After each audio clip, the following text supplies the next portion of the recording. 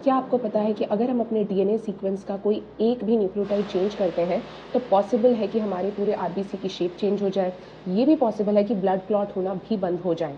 ऐसा क्यों? आज की क्लास बहुत ही हाई यील्डिंग होने वाली है क्योंकि आज मैं एनसीईआरटी का सबसे इंपॉर्टेंट टॉपिक डिकोड करने वाली हूँ और वो है मेंडेलियन डिसऑर्डर। नीट में इस टॉपिक से क्वेश्चन आना पक्का ही पक्का होता है, तो हमें इस टॉपिक को रटना नहीं है बल्कि इसके पीछे का बायोकेमिकल लॉजिक समझना है ताकि नीट में इस टॉपिक से रिलेटेड मार्क्स आपके सिक्योर्ड रहें। So let's get started. तो चलो अब जल्दी से अपनी नोटबुक निकालो और डेफिनेशन नोट कर लो। मेंडेलियन डिसऑर्डर क्या होता है? Mendelian disorder are the alterations और the mutations that are caused by a single gene. क्योंकि यहाँ पे कोई एक सिंगल जीन एक कैरेक्टर को कंट्रोल कर रहा है तो ये वो लॉ ऑफ इनहेरिटेंस के रूल को फॉलो करता है जिसकी मेंडल बात करते थे।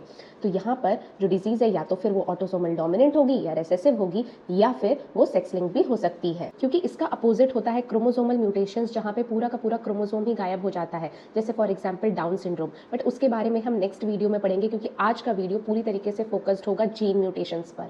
तो मैं सबसे पहले बात करूंगी सबसे फेमस डिजीज यानी कि हीमोफीलिया के बारे में, बट इसको रॉयल डिजीज भी बोलते हैं। ऐसा क्यों?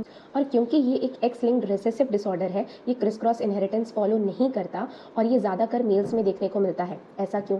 ऐसा इसीलिए क्योंकि मेल्स में सिर्फ एक एक्स क्रोमोसोम होता है और अगर उस एक एक्स क्रोमोसोम में भी म्यूटेटेड जीन प्रेजेंट है तो मेल्स अफेक्टेड होंगे, लेकिन फीमेल्स को अफेक्ट होने के लिए उनके दोनों एक्स क्रोमोसोम में म्यूटेटेड जीन का होना जरूरी है, वरना फीमेल में अगर किसी एक एक्स क्रोमोसोम में भी डिफेक्टिव जीन प्रेजेंट है तो फीमेल एक हेल्दी कैरियर बनकर रह जाएगी। तो बॉडी में इसका क्या इफेक्ट है? नॉर्मली अगर हमें कहीं पर भी कोई कट लग जाता है तो एक क्लॉटिंग फैक्टर कास्केड एक्टिवेट हो जाता है जो ये इंश्योर करता है कि वहाँ पे ब्लड क्लॉट हो जाए और ब्लड नहीं बहे। पर हीमोफीलिया के पेशेंट के साथ ऐसा नहीं होता है क्योंकि वहाँ पे एक सिंगल प्रोटीन है जो अफेक्ट हो जाती है जिसकी वजह से ब्लड क्लॉट नहीं हो पाता है। अब एक नीट अलर्ट, इंग्लैंड की क्वीन विक्टोरिया वो इस डिजीज की कैरियर थी, तो उन्होंने यूरोप में बहुत सारी रॉयल फैमिलीज में इस डिजीज को फैलाया है, इसलिए इसे हम रॉयल डिजीज भी बोलते हैं। अब हम बात करते हैं दूसरे डिसऑर्डर के बारे में जो कि है सिकल सेल एनीमिया। ये नीट के एग्जामिनर्स का फेवरेट टॉपिक है। ये इसलिए भी इंपॉर्टेंट है क्योंकि ये जेनेटिक्स और बायोमोलिक्यूल्स दोनों को कनेक्ट करता है। ये एक ऑटोसोमल रिसेसिव डिसऑर्डर है। इसका मतलब ये है कि यहाँ पे एक बच्चे को ये डिजीज सिर्फ तभी होगी जब उसे म्यूटेटेड जीन अपने दोनों पेरेंट्स से मिलेगी, क्योंकि अगर वो एक हेट्रोजाइगस स्टेट में है तो वो एक नॉर्मल कैरियर हो सकता है पर उसे एक सुपर पावर मिलेगी कि उसे मलेरिया नहीं होगा। अब इसके पीछे का लॉजिक समझते हैं। सो हीमोग्लोबिन के बीटा ग्लोबिन चेन के 6th पोजीशन पे जो कोडॉन प्रेजेंट होता है वो है GAG, जो कि बनाता है ग्लूटामिक एसिड। अब होता है सब्स्टिट्यूशन म्यूटेशन और adenine is converted into uracil. अब GUG बनाता है वेलिन। इसके क्या कॉन्सिक्वेंसेज हैं? बॉडी में जब ऑक्सीजन का कंसंट्रेशन कम होता है, यानी कि जब ऑक्सीजन टेंशन होता है, उस टाइम पे ये जो चेंज्ड हीमोग्लोबिन है ये पॉलिमराइज हो जाता है। सो नॉर्मली आरबीसी की जो बाई कॉन्केव शेप होती है वो चेंज होकर हो जाती है सिकल शेप। इसकी वजह से क्या होता है कि हमारी जो सेल कैपिलरीज हैं उसमें ये आरबीसी जाके फंस जाता है, जिसकी वजह से हमारा ब्लड फ्लो ब्लॉक हो जाता है। अब जो तीसरा डिसऑर्डर है वो है फिनाइल कीटोनूरिया, जिसे हम PKU भी कहते हैं। एनसीईआरटी इसे इनबॉर्न एरर ऑफ मेटाबॉलिज्म कहती है। ये एक ऑटोसोमल रिसेसिव ट्रेट है। चलिए इसका बायोलॉजिकल ब्रेकडाउन समझते हैं। नॉर्मली हमारी बॉडी में एक एंजाइम होते हैं फिनाइल एलानिन हाइड्रोलेज, जिसका काम है अमीनो एसिड फिनाइल एलानिन को कन्वर्ट करना टायरोसिन में। पर एक अफेक्टेड पर्सन के अंदर ये एंजाइम फिनाइल एलानिन हाइड्रोलेज नहीं बनता, जिसकी वजह से फिनाइल एलानिन बॉडी में एक्यूमुलेट होता जाता है और वो कन्वर्ट हो जाता है फिनाइल पायरुविक एसिड में।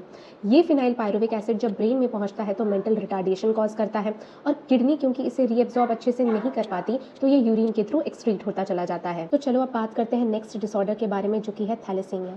बहुत सारे बच्चे थैलेसीमिया और सिकल सेल एनीमिया के बीच में कंफ्यूज हो जाते हैं, तो ध्यान से सुनो। Sickle cell anaemia it's a qualitative problem. यहाँ पे हीमोग्लोबिन की क्वालिटी खराब होती है because of a substitution mutation, एक गलत अमाइनो एसिड बनता है। लेकिन thalassaemia it's a quantitative problem. यहाँ पे हीमोग्लोबिन की क्वांटिटी ही कम बनती है क्योंकि ग्लोबिन चेन से कम बनते हैं। तो इसकी कैटेगरी क्या है? Thalassaemia is also an autosomal recessive disorder. तो चलो समझते हैं difference between alpha and beta thalassaemia. Alpha thalassaemia में अल्फा ग्लोबिन चेन्स कम बनती हैं, वो इसीलिए क्योंकि क्रोमोसोम नंबर 16 पे 2 लिंक्ड जीन्स होती हैं, HBA1 एंड HBA2। उसमें म्यूटेशन होता है या तो डिलीशन होता है। अब समझते हैं बीटा थैलेसीमिया। इसमें बीटा ग्लोबिन चेन्स कम बनती हैं, वो इसलिए क्योंकि क्रोमोसोम 11 पे एक सिंगल जीन होती है HBB, उसमें म्यूटेशन हो जाता है। तो चलो लेक्चर कंप्लीट होने से पहले ये टेबल अच्छे से रिवाइज कर लेते हैं ताकि ये कॉन्सेप्ट आपके दिमाग में अच्छे से फिट हो जाए। तो अब आता है आज का होमवर्क चैलेंज। मुझे कैलकुलेट करके बताओ कि अगर एक नॉर्मल वुमन जिसके फादर हीमोफिलिक है वो एक नॉर्मल मैन से शादी करती है तो कितने % सन्स को यानी कि बेटों को हीमोफीलिया होने का चांसेस है? अपना आंसर मुझे कमेंट सेक्शन में ज़रूर बताना। अगर मेरी वीडियो अच्छी लगी है तो लाइक, शेयर और सब्सक्राइब भी ज़रूर करना। नेक्स्ट क्लास में हम बात करेंगे क्रोमोसोमल डिसऑर्डर के बारे में।